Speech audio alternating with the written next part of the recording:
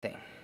So, hey guys, so what I'm doing is that at the beginning of each of my hour, and sometimes for the whole hour, I just end up interviewing an indie dev that's in our space. So we're in Double Fine, sort of.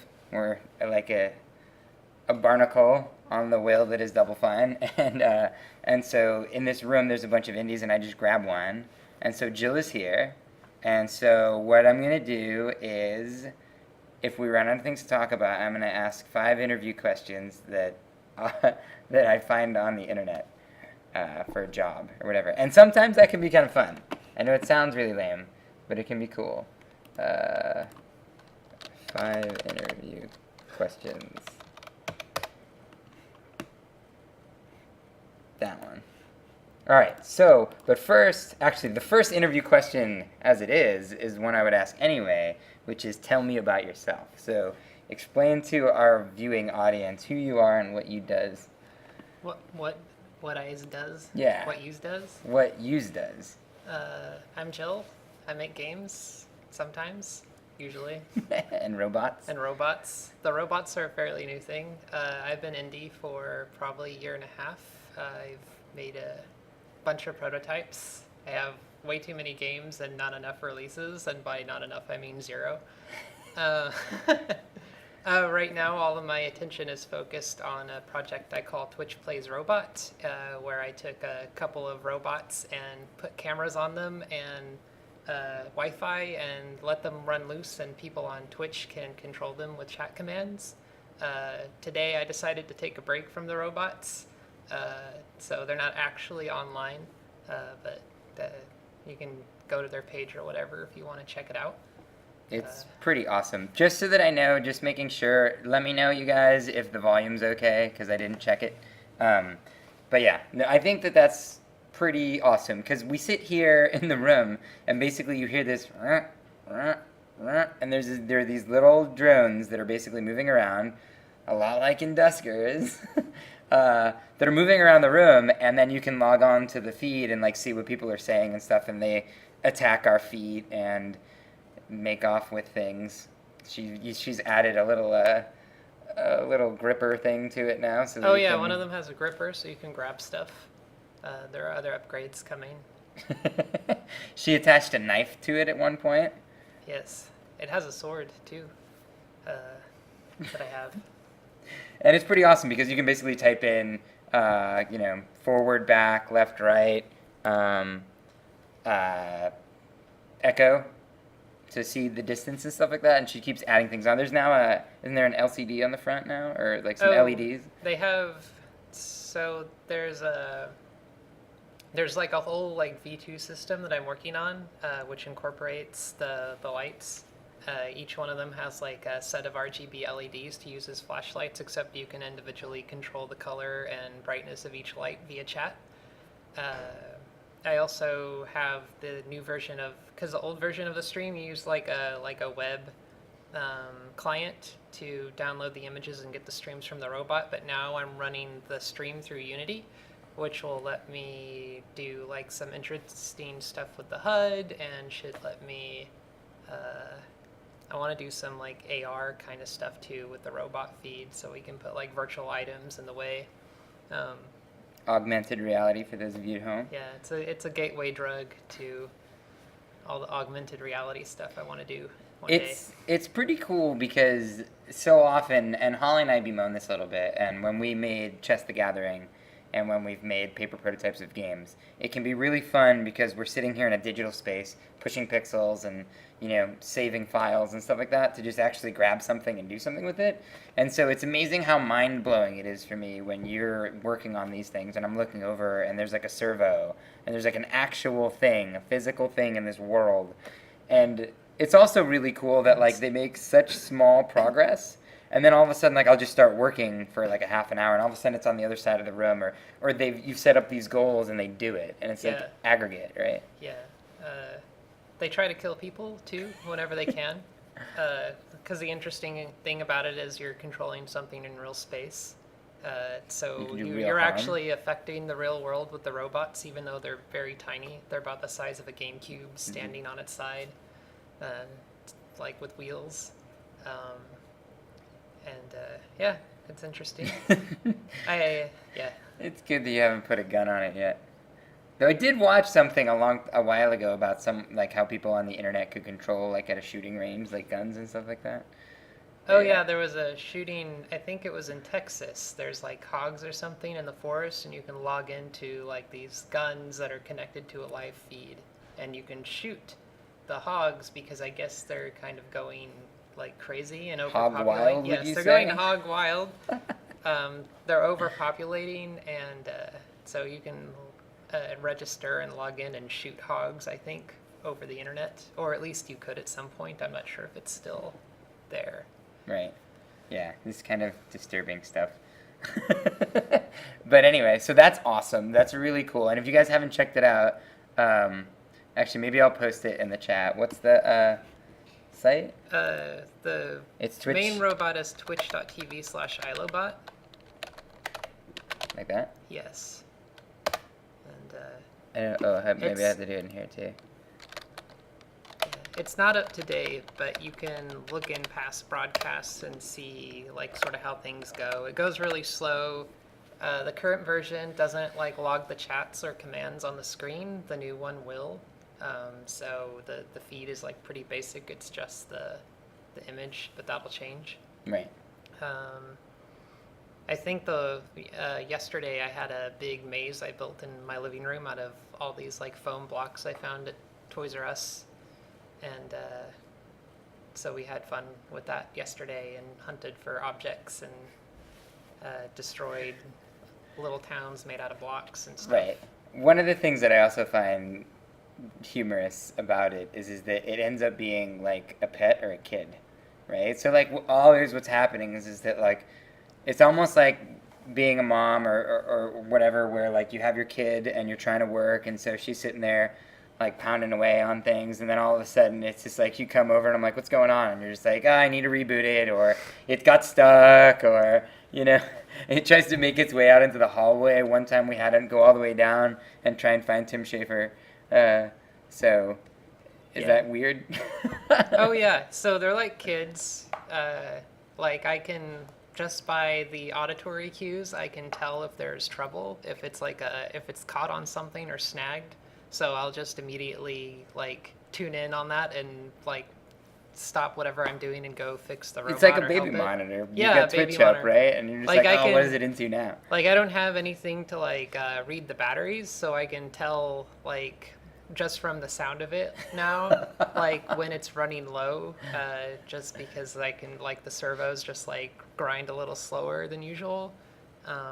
So I have to replace the batteries. It's like halfway between like a mechanic that can like when you can tell your car's going, and like a mom when you can like be like, oh, like it sounds like someone needs a bottle. Yeah, and they get into trouble all the time. Like if there's anything, because it's a robot controlled by the internet, and so they'll try to get into whatever mischief they can. Like I think the last time they were here, like Tim has some wires like hanging off of his desk. Yes. And since I put the new gripper on one of the robots, one of the first things they did was come over to Tim's desk and grab the wires and try to pull the shit off his desk, and it was pretty funny. She's tapping me on the shoulder. I'm like, what? And all of a sudden I look over and there's this thing that's like ripping controllers off my desk. Oh, those silly robots. But it's super fun because then you can log in. And we've all lost days of work just because it's just so fun to jump in and fuck around with them. And you're also working a little bit on Overgrowth, right? Oh yeah, I work with Wolfire Games part-time, and I do work for them.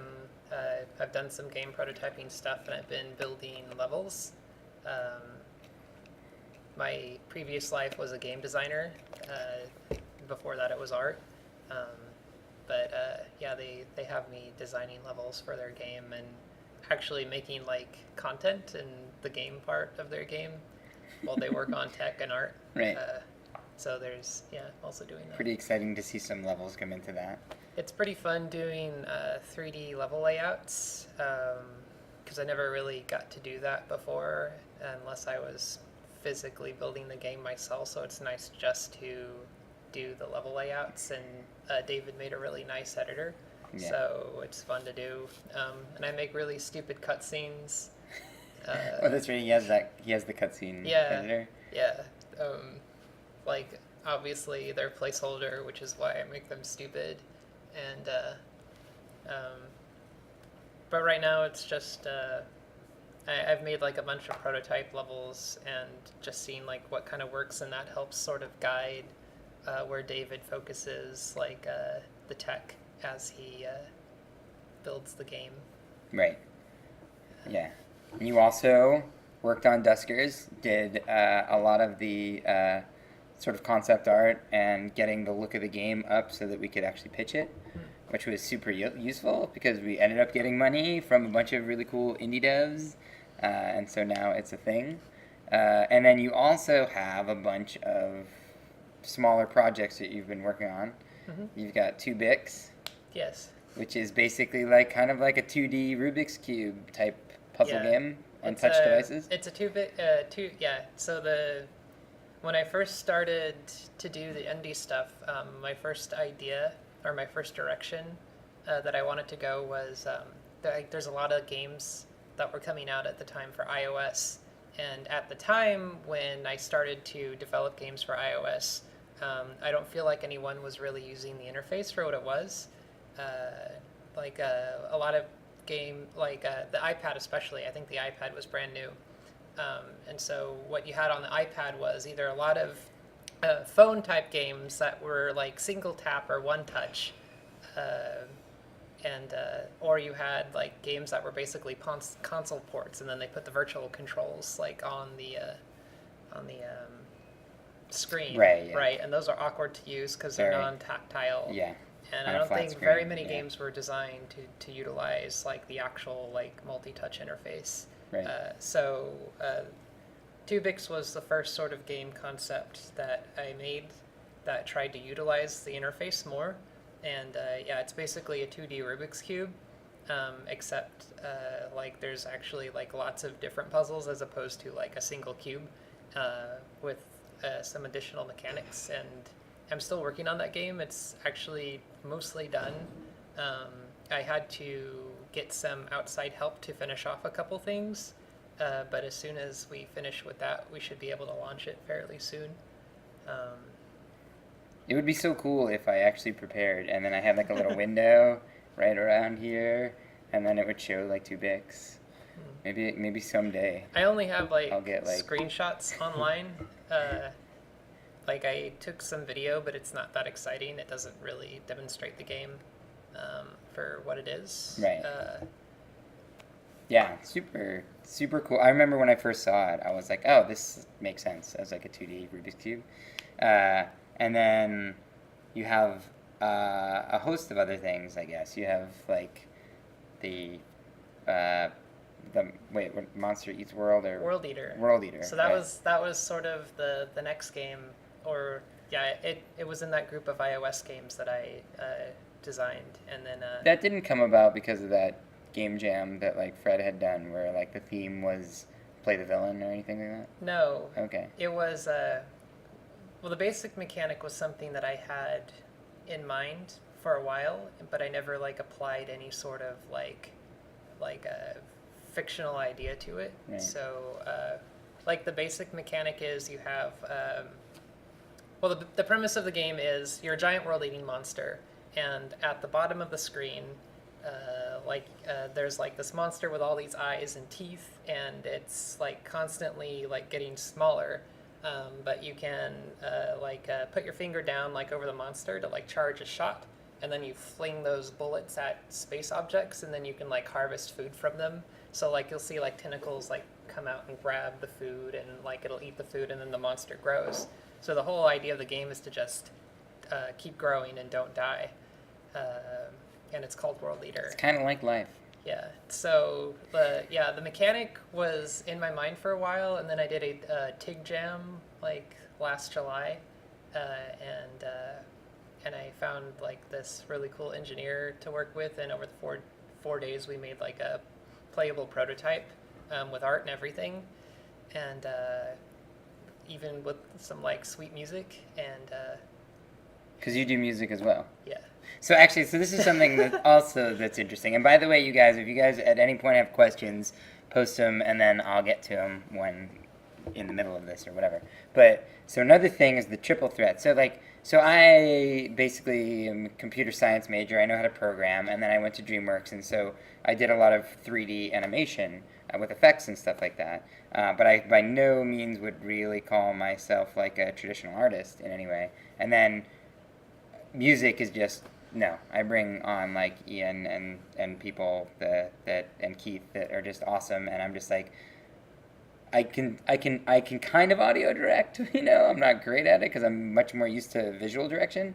But then you were doing a lot of artwork, and you're obviously a talented artist because the shit that you've done is awesome. And then you also then did some music, and then you also then taught yourself how to program and made these prototypes. Yeah, the programming is still ongoing. I'm by no means an engineer. It's inspiring is what it is, because I think a lot of times like I'll sit there and I'll be messing around with Photoshop or whatever, and I know what I want to do, but I don't know the tool very well, and I'll just be like whatever, because like Holly, my wife, is just really good at it, so I'll just be like, hey, could you do this thing? But then when all of a sudden like you're just like, oh yeah, I didn't know how to program, and I'm like looking at your game, I'm like, well shit, Tim, like just fucking like start figuring out Photoshop. So now instead of just asking somebody, like I trudge through it a little bit, and I'm like slowly teaching myself a little bit and a little bit more. So Google and YouTube are very useful tools. They are. And even when you were building the robots, you were like, I don't know how the fuck to do any of this shit, and then you're just kind of like doing it one day at a time, and then all of a sudden it's just like it moves, and then it's like, hey, guess what? Like I've got it so that you can type in forward and it moves forward, and now it's like, oh, guess what? Like we've added on this echo thing, and now it's got clamps, and now there are two of them. Took a while to figure out. Right. I don't know anything about hardware. People just assume that I'm a roboticist because I carry around all these robots now, and I know nothing about robots. Other than they're awesome. Yeah, and because our robot invaded the Double Fine, like I think the first day I brought it here to the office, or like the second day I brought it here, like because we're right next to Double Fine, and then I guess somebody at Double Fine sent out an email to everyone there, so all of Double Fine logged into the robot because it was escaping out the door and going down the hall to their office, and I think I was relatively unknown to all of them, and now I'm known as the robot lady. It's like the crazy cat lady, or Yeah. like the crazy robot lady. Yes. You just got like piles of parts, and So- you're just like, hello, children. That is now how I am known to everyone over there. That's pretty cool. They just know me as that loud, obnoxious indie guy. And then, what else? I guess you also have Poly Nights? Yes. Well, I had to build up because I've had, and if you ever go like solo and try to do stuff, like everyone sort of has this like story about like their journey and like of being independent and how things went. Like at least the people who stick it out, because I know a lot of people are like, I'm gonna be indie, and like they plan to do it for like 3 months or 6 months, which is never enough time. You probably need years. Yeah. And nobody thinks that they can last years, but you can probably last years. And if you're just trying to get by and survive, like there's always an interesting story as to like just how things evolve and progress. For me, for instance, like when I started doing this stuff, I had no real technical background at all. I was a designer at a game company, and before that I did a lot of art. That's how I've made my living up until the last couple of years, is doing art. While I was working art was like very pretty and nice to do, but then like I'd also have to count on the game being good, which didn't always happen, and that's why I sort of like wedged myself into game design. And when I left to do my own games, I found people to work with, and I like put together a team, and like a lot of people, sort of do this. But you'll find that as you do that, like like very few people will actually be sort of on the same wavelength, and there's a lot of lucky people out there that, you know, find just the right mix. You know, it's called chemistry and stuff for a reason. I know a lot of people that go through, you know, this person or that person, and like eventually they'll find somebody that sticks. But in the meantime, like during that process, like because like I have no technical background, I have to like pick up a lot of skills, so that way like I don't become overly dependent on one thing, and then like this thing can't happen, or this thing isn't getting done, and the person who's supposed to be doing it isn't doing it, and then like what am I supposed to do? If I can't do it, I can hunt around for another person, but you know, it gets kind of hard when you're like, hey, so I need this thing, and Right. you know, free work, and like I've already have this like deal worked out with somebody else, so we'll have to like Yeah. sort of take that into account. Yeah. So like I sort of went from trying to just be like the artist designer to like I'm like, hey, instead of doing just that, I want to be able to just prototype stuff on my own. And then I tried to pick up Unity and C#, and it took a while and to sort of do that. And then I started I made a couple simple things, and then I made a couple more complicated things, and then I did make one sort of big complicated thing, which was like Poly Knights, which was like a big multiplayer, like action sort of game, which I have a working prototype of. It works with update players, and like you can fight hundreds of enemies at the same time, but that's just like a proof of concept. And then now I sort of feel confident that like after a year of doing almost nothing but programming like on my own, like I feel confident that like I don't have to worry so much about missing that skill. Right. Yeah. Yeah, no, I've definitely felt that. Like during the production of A Virus Named Tom, I literally think like something like 30 people worked on that game. Yeah. And it's just because like I didn't have the money to pay anybody well. Someone would jump on and be like, "Hey, like I can work my nights and weekends, and you know and I'm like, I can pay you really crap, or not pay you at all, and you know, profit share or whatever." And then something would come along, and they'd be like, "Oh, hey, I've moved from Microsoft to, you know, Zynga or whatever, and now I got to work like a lot more, so I can't do this anymore." Or And those are the people that are actually communicating. right, yeah. Some people will they'll commit to something, do it halfway, and then drop off the face of the earth. So what's funny is that at the beginning, Holly and I had this like notion that we could find that super talented, like fresh out of college, bright-eyed, bushy-tailed, like kid that was like talented but didn't have enough experience, and we could kind of get a deal because of that, but then also help them along and, you know, teach them the ropes and stuff like that. And that just like punched us in the face like several times. Like it was always like things that, because we had been working, you know, I had been working at like DreamWorks for a decade, and before that in AAA, and Holly had been working at like Yahoo and Frog and all that stuff. And so like things that we just assumed, we knew we weren't going to get the kind of caliber employee that we were used to working with at those studios, because the pay was horrible and stuff like that. But just simple things like emailing. Like it was amazing how many people, like it was just, they were just bad at communicating, bad at emailing, and then this happened all the time where someone would be working on something and they'd be stuck. Mm-hmm. And then instead of like emailing constantly and being like, "Hey, I'm stuck, I can't move any further on this," it'd just be like, "I'll just wait." You know? And then all of a sudden I'd be like, you know, 2 weeks later, it's like, "Oh, hey, so you done with that thing?" "Oh, no, I'm waiting on like this art asset or whatever." And I'm just like, you know, just like, and I mean, I wasn't the greatest project manager either, but yeah, so that was really tough. And yeah, just to find, that's why like after Virus Named Tom, when I had like Jeremy and I had like a couple people that I was like core, I was just like, yay.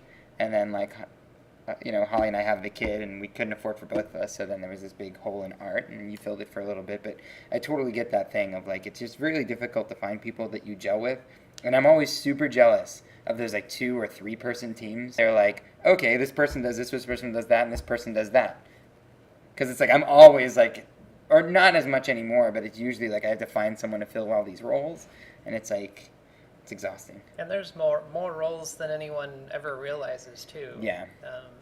Because not only are you dealing with the logistics of building a game, like you also have to do like outreach Yeah. and promotion and website building and social media and all of Yeah. this other stuff, and that's And yeah, and that's what's funny is I think that anytime I don't have anyone for anything that isn't like this is a physical thing in the game, I just end up taking on because and it's probably dumb, but it's like I don't, like I see this amount of money and I'm like, I gotta make the game. So it's not like I can like be like, okay, well we just won't do art or music or gameplay. So it's like the thing that falls off the table is always like marketing or business or any of that stuff. So I end up doing all that myself. And it's probably a bad idea because that stuff is really important. But at the end of the day, it's just like if you gotta cut something, I don't know. It's probably pretty dumb. So that kind of rolls us through a lot of what you've been doing. You also have the you also have the anthologies, oh yeah, comics. comics, right? And this is where your traditional art skills come in. Yeah, in a previous life, I made comic books. The last thing I made was a comic anthology called The Black Torch, which is a big color book with a nice cover. We kickstarted it. We raised like $22,000. We have like 20 different artists in it. It's a big full color book. I wanted to make a book that was better than Flight, if anyone knows what that is. But I think this is probably our last anthology. And for me, it's probably kind of the end of the line for comics, considering how little I draw lately. So is it something that you feel like you loved and like it's just you moved on from, or is it something where just other interests are usurping, or because there's only so much time? Like throughout my tenure as an artist, I sort of discovered that like I'm not an artist like the other artists are. Like a lot of people can be satisfied with just sitting there and drawing for 8 hours a day and like just loving that and what they do, and you know they get a lot of fulfillment out of that. And I'm not saying that that's bad and not for me or whatever, but like my interest in art was always sort of secondary. It was like because I usually wanted to facilitate like a story or an idea and not really so much the art. So the art was just like this always frustrating thing that had to be done in order to get the point across. So I maybe didn't get as much enjoyment out of it as other artists, you know, who love to just do it to do it. And I like, you know, I like to make things, but it doesn't necessarily have to be art. Right. That makes sense. I mean, that's the same. I was a DreamWorks for so long, and then I wanted a larger creative control, right? Like all the things that I was doing that I loved, I realized like I was a very ancillary part of them, which is fine because I mean we're making amazing stuff. But it's like at some point, yeah, you want to be like, hey, I want the game to be like this, or I want the story to be like this, and these are like core things that you don't necessarily get to touch. Or even if you do get to touch, then maybe like that's all you're doing. Like you're just like, okay, you're doing the story, you know? So yeah, I think that's what's kind of fun about doing independent game development is that not only are you getting to touch so many things because a game is made up of story and interaction and UI and art and music and all sorts of wonderful stuff there. But then in addition to that, like you get to be a part of all of that. Yeah. Yeah. We're just like, maybe we're all control freaks. I don't know. I mean, so all those skills that I pick up, you know, programming and music or whatever, like, you know, I might not necessarily enjoy doing for the sake of doing those things, Right. which is why, you know, I would never consider myself like an engineer or anything Right. like that. But as a means to an end. But, you know, it's for this goal or purpose. Right. And I just, like, my attitude lately has just been to learn what I need in order to do what I want to do. Right. That's just how I roll Yeah. at the moment. Yeah. I've gotten more that way. I think before, like, I was very anal about, like, understanding everything about a system so that I could really do things right. Mm-hmm. And then, like, time is just such an issue right now that I'm literally like, all right, this thing needs to get done. What do I need to learn to get this done? Okay, now it's done. Next thing, right? It's kind of like rapid prototyping or whatnot. So maybe we can move on to our interview questions. Sure. What do you think is your greatest weakness? Probably consistency.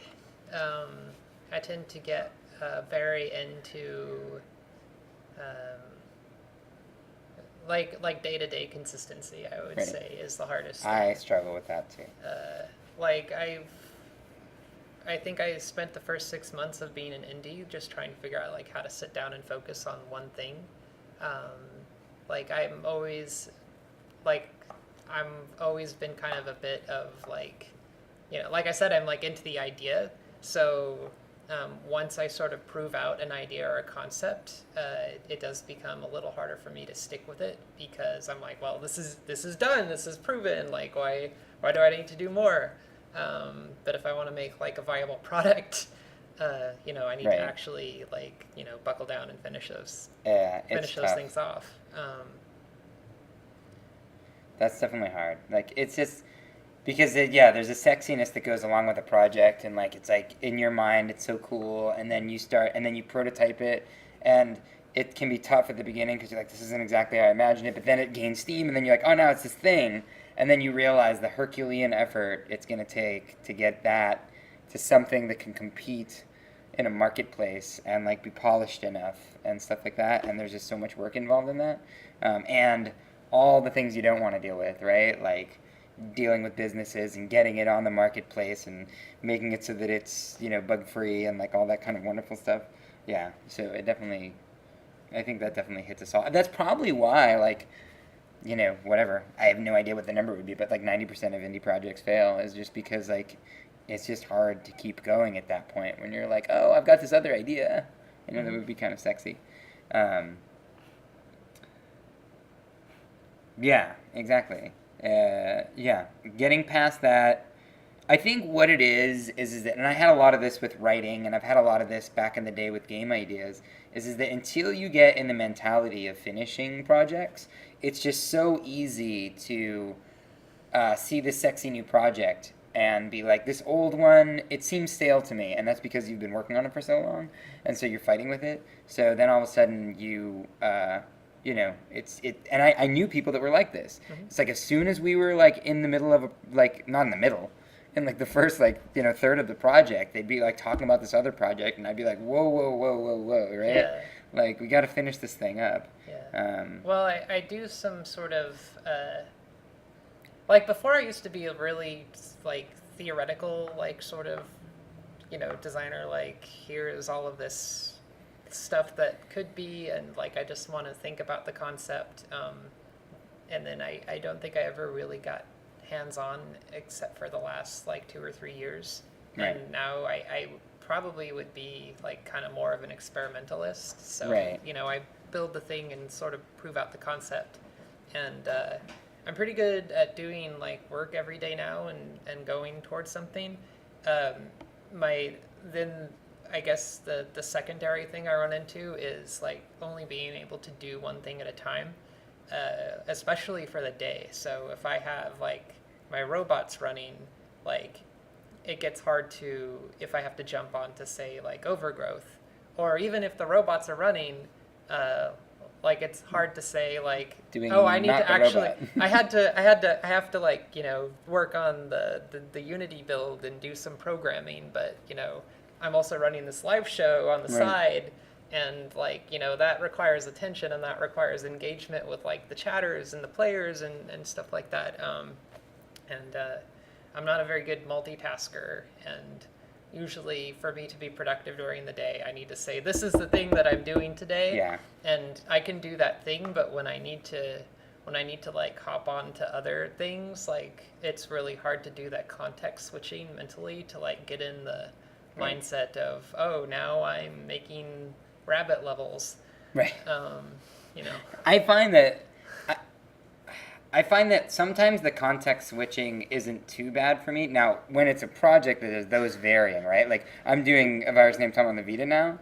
So, like, and like the dev kits and stuff like that have like their own little world.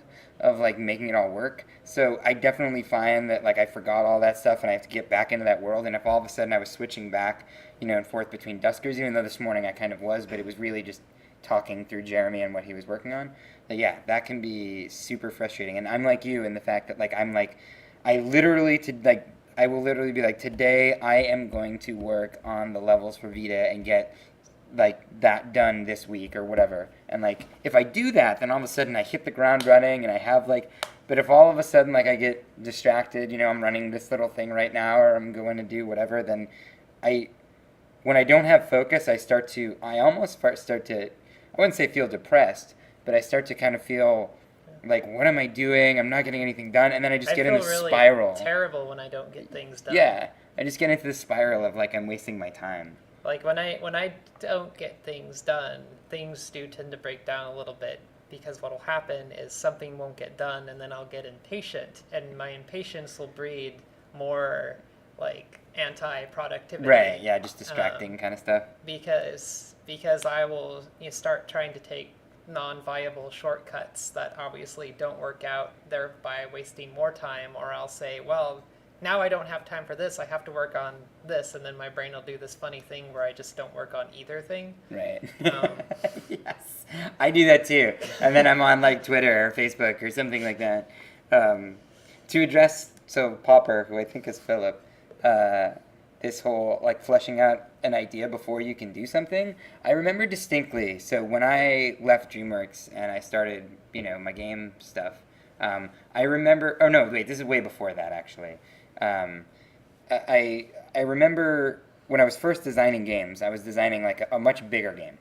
That, of course, that's what you start with, right? It's the biggest game you can design. And I remember Holly was a designer. Like, she was a graphic designer, an information designer. I was also an information architect, but I wasn't as fluent in design docs and stuff like that. So she was kind of having me do it the way that her company did it, right? Which was, Tim, figure everything out, right? Get it in a document, and then we'll build the system. That way we know where all the pieces are, right? That doesn't apply to games. It does not at all apply to games. So, like, I think, so what happened was I was working on fleshing it out, and it was just taking forever, and I was frustrated because I didn't know if it was fun or not, and I was like, let's build this as a small thing.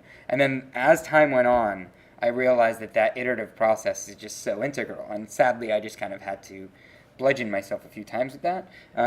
But that's the thing. So I find that sometimes, a lot, and with some of the guys that I was working with, they would do that same thing where they were just working for so long on the story behind the game or on all these mechanics and stuff like that. And I'd be like, let's take a piece of it, let's make it either as a paper prototype or as like a quick prototype, and let's just see if it's fun. And that's what happens. Like with Duskers, I even did a paper prototype of it, and it had these tower defense things that were working. And then when I went into the game, it wasn't fun at all. And then it just kind of kept evolving.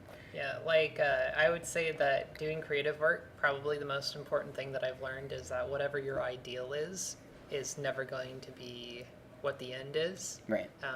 And a lot of people, I guess, tend to get really attached to an idea of something in the beginning.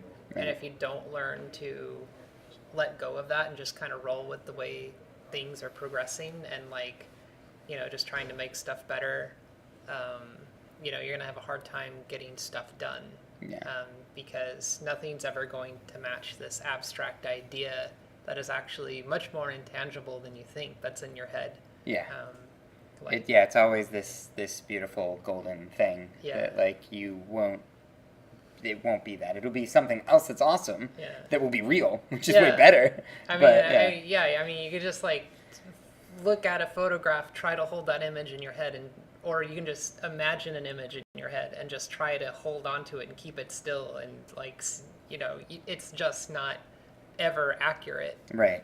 It's always going to change and shift, and that's just the way it is. I think that's also why, and this is kind of odd, but in creative endeavors, it's really good to be analytical.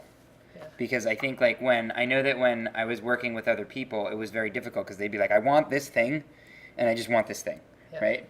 And like when Holly and I were working together, it would be like, I want this thing because A. And she'd be like, well, wouldn't it make more sense to do this thing because B? Mm-hmm. And there was this very nice like meeting ground that was logic, right? That was like, hey, you know what? Yeah, blue looks really cool, but the infection is going to be yellowy green because it's an archetype, and like people associate that with like a virus, and it makes more sense that way, right? Not because like I like yellowy green, right? And so like it's ironically, you always think of creative people as being kind of like almost antithetical to, or like just almost opposed to being logical. But like when you, especially when working with people, the more analytical you can be, the more you can hone the idea down. So Popper was talking about a balance between iterative and sort of pre-planning, and I agree with that. So, you know, I worked at a social game company for a while, and like when I came in, it sort of like blew me away, like how much they focused on like very short-term behavior. They would track players and like how they went through their app during the course of the day, and they would make big sweeping decisions based on like moment to moment behavior, not thinking about the long term so much. And it would get to the point where they would A/B test between like two different button colors and stuff that would be arguably like a statistical like a margin of error, you know, which would be like plus or minus 5%. They would go, oh well, 4.5% more people preferred the blue, and like, you know, they would go with that, and they because they lacked sort of a framework overall, they would make short-term decisions that would eventually sort of erode their long-term prospects for the game. So, I mean, when you do start out with a game, it's important to have an idea, but think of the idea as a framework. Like it's like a wide net, but it's not an absolute plan. It's, you know, stuff you're going to fill in along the way. Yeah. But it's never like, but you know, you can't expect to plan everything out and then have the thing that you build be exactly the thing that you planned out and feel exactly how you intended for it to feel. Right. Yeah. I think that it's really important too that like as you're filling that in, at some point, and I feel this will be a gut thing, you'll put a stake in the ground, right? Like, I think that Duskers is probably my most iterative project to date. Like most other projects, I've been like, I have an idea of where this is going. I have an idea, and it varies a little bit from left and right, you know, but it's on that path. And Duskers has just gone shooting off in all these different directions. But one thing that I do is that after a while, I'm like, why am I making all these decisions, right? And then I'll be like, oh, this is why, because I really care that it doesn't feel gamey. Right? Yeah. And then even as floaty and weird as that is, like that becomes a stake in the ground, and then I start revolving all of my decisions around that, and then eventually I'll find another stake and be able to plant it, because I think that's the other thing that happens a lot to people is they'll keep iterating on a design, and because it doesn't have any central focus, it can just keep going forever. Yeah. And at some point you have to be like, all right, this has to be nailed down. Like we need a pillar to build the structure around. Yeah, like, you know, you have your waypoints. Here's waypoint 1 and waypoint 2 is up there on the mountain, and the path between here and there can be a lot of different paths. Right. But, you know, there's going to be some ways that are easier than others. Playtesting and sort of iterative design, like, or when you do like A/B testing, like they would do it at like the social game companies and stuff that I worked at before, they're very good optimization tools. But you cannot build a house with just a hammer. You need other things. Most importantly, a blueprint. Right. You know, but yeah, like, so that iterative design and playtesting, I think, is very good for optimization, but the whole has to be coherent. Right. Yeah, I find that like, so, and I have different associations with playtesting. Like, if it's something like a paper prototype or even a board game or a card game or something like that, then I almost feel like playtesting is designing. Because when you're playing the game, you're seeing what's wrong, and then you're adjusting the rules, and you're doing things right there, and it's you that's doing it, right? And then with digital games, I usually think of playtesting as, you know, you work on something for a little bit, and you think that it's right, and then you put someone else in front of it, and then you're like, whoa, that didn't make any sense to them, and stuff like that. It's more like a vetting process in a way. And so it's interesting that I have, like, with playtesting, I have two very different associations with that. But yeah. So Interview see. question number 2. Interview question number Took us like 3. 30 minutes to answer the first question. Okay. What did you least like about your last or current job? Actually, doing both is good. Like, what do you least like about what you're doing right now? Because I think your previous jobs, that would probably be too easy. Yeah, you got a sample of what I didn't like about Right. my previous Yeah. job. Currently, the thing that is hard is, I think sort of any indie developer counters this, is you're on your own for a lot of things, especially if you like work at home a lot. So like a lot of the guys that come into this office, like they live a lot closer to the city. It's easier for them to get to. For me, it's a 30 to 45-minute commute, and I have to pay for parking, so it costs money. It's usually more convenient and productive for me to work at home, but then, you're at home a lot by yourself, and that sucks. And, entropy increases, like, throughout the entire time period. Like, your money goes away, like, it's liberating, but it's stressful. Like, I mean, I think that's just kind of common for everyone who does this sort of stuff. So many of us, and it might not be talked about enough, but so many of us in this room alone, but indies in general, go through like bouts of depression. Yeah. And go through there's just isolation. Yes. Right? And so I think that this space is inefficient for me too. Like, I'm down in San Mateo, I got to get on the train, I buy a monthly pass, so it's money and time that I waste to be here. But then when here, even just having other people in the room is awesome. But then having other people in the room that are batshit crazy like us, right? That are like in this sinking ship, And then you can ask, sometimes you can ask things like, oh, hey, I got a question about like how you're doing this thing on Steam. But other times it's like, someone's working on an iOS game and there's no connection there. Mm-hmm. But there is a connection in the fact that they are also trying to do what they want to do and stuff like that. And, they have design feedback and stuff like that. So it's just really nice to be in that environment. And yeah, that's definitely a tough thing about being an indie. Like, right now, for instance, the robot project is getting to be very overwhelming work-wise. I can already tell that I need like some sort of baseline assistance. Right. Like even if it's not like somebody with any skill, like I just right. need somebody to help like set up stuff, run right. stuff, yeah. like so I can actually focus on getting work done. Right. Because like doing everything is hard. It's also just nice to have someone to talk to about it, right? Yes. Like I find that when Brendan comes in on like just does some work on Duskers, it's just simply nice to just have someone else there to be like, oh dude, I just put this new thing in, or like, oh look at this way I died, and it's just someone else that's like there with you, like a workout partner, right? That's really nice. Okay, so we have 5 minutes. So we either blitz these 2 questions or you pick which one you want. One of them is, where do you see yourself in 5 years? And the other is, tell me about a time you failed. And if it was a job, the correct answer to that last one would be like, this time I tried so hard, or I fail at relaxing and not working all the time. Well, 5 years is easy because I have no idea and I don't think that far ahead. All right, awesome. I did, but it's useless to think about it because you actually just never know. Right. Fair enough. You can. Where would you want to be in 5 years?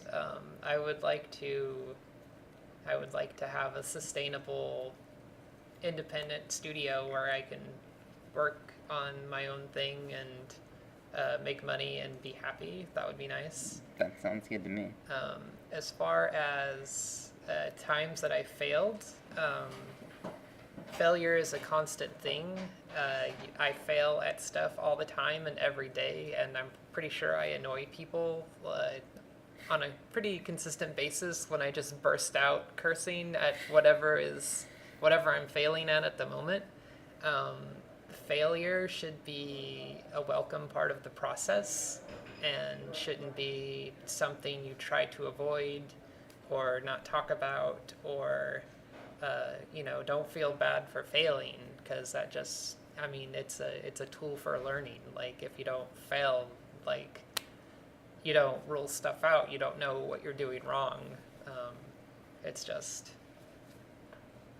Yeah, no, so I am a big believer in improv. I love doing improv, and one of like the core fundamentals of improv is failing, Yeah. right? Because everything that you're doing in improv, you don't know by definition like what you're doing at all. Yeah. You go into a scene and you try and you do things, and if you don't stretch yourself, then you'll never fail, and then you'll never succeed, Yeah. right? So it's like a lot of times what they'll teach you at the beginning anyway is when you screw up and you fail, you said I failed, and that like really loud and proud, and then everybody like gives you an ovation for failing. Right. And it's just kind of one of those things that's like really empowering. Yeah. You know? So And Popper so- says it's not how you fail, it's how you pick yourself up. But, you know, you probably don't even need to be down in the first place. It's just failing is just, it's a thing that happens. It's and inherent in the system. It's inherent in the system. It's part of the process. Like, yeah, I mean, you failed at this one thing this one time, and, you know, but then you do it again, and you do it again, and you do it again, and you do it again, and, you know, eventually you'll get somewhere, hopefully. If you learn from failing and actually do something different the next time. If you just keep doing the same thing, you'll just keep failing. And Isn't that like the definition Yeah. of insanity? Is like doing Yeah. the same thing repeatedly and expecting a different result? yeah, so I mean, you know, integrate it into your process. Right. Otherwise, you're gonna have a hard time. Cool. Well, thank you for taking time out of your day and all of your multiple projects to talk with us. I hope this was cool for you guys. I'm actually going to stay broadcasting for a little bit longer, but how do I do the unhost thing? Does it /unhost? Or? I have no idea. Okay, I gotta I've never figure that out. actually done it. I just know it exists. Okay, I'll have to figure that out. But cool, thanks for coming on and doing this stuff. And guys, we'll do this again next week where I will interview another indie dev in this space, hopefully. Can I plug And- my Twitter in the chat? Yeah. How do I do that? Yeah, just type it on in. Or wait, here, I got one of these. A QR code or something? There, ILO Games. There we go. So you can just that's Twitter, and you can check that out. And I post about the robots, so you'll get links and stuff like that. Thank you, Jacob, for the /unhost. Oh. That's what's really good about broadcasting to a bunch of people that know a lot more about Twitch than me. Sweet. So the Drinkbox guys are up next if you're on the Mega Booth channel, and if you're on my channel, then I might maybe play some Duskers or something. Bye. All right, /